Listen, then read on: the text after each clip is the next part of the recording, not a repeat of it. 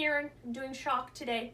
I'm going to come across the patient. I'm going to make sure, one, the scene is safe for me and for my partner, or if I'm by myself and I've come across a shock patient, I want to make sure that I'm not going to get hurt.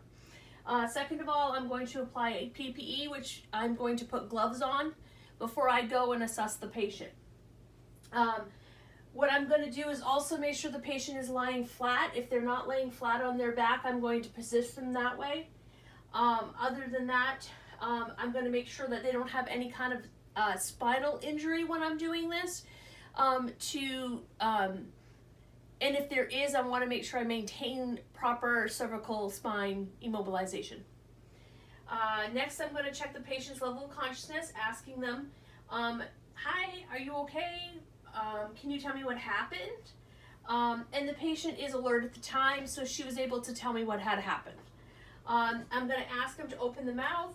I'm looking in the airway. I'm checking to make sure the airway is patent.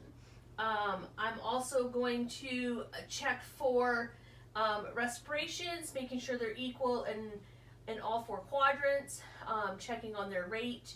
I'm also going to check pulses peripherally and also a carotid pulse. I'm going to check to make sure that they're adequate, make sure that they're the same. I'm going to check their in shock, their radial pulses may be weaker than their carotid pulses.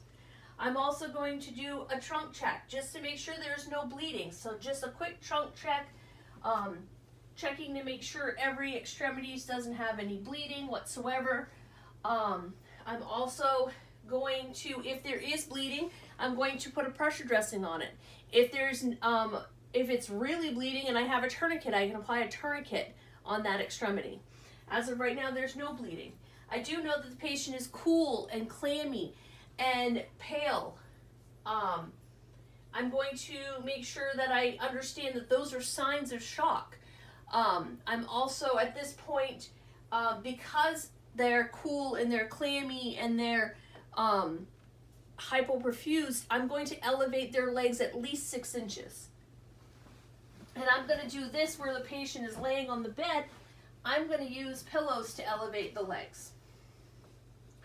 The other thing that I want to do too is to make sure I keep the patient warm. So I'm going to apply a blanket.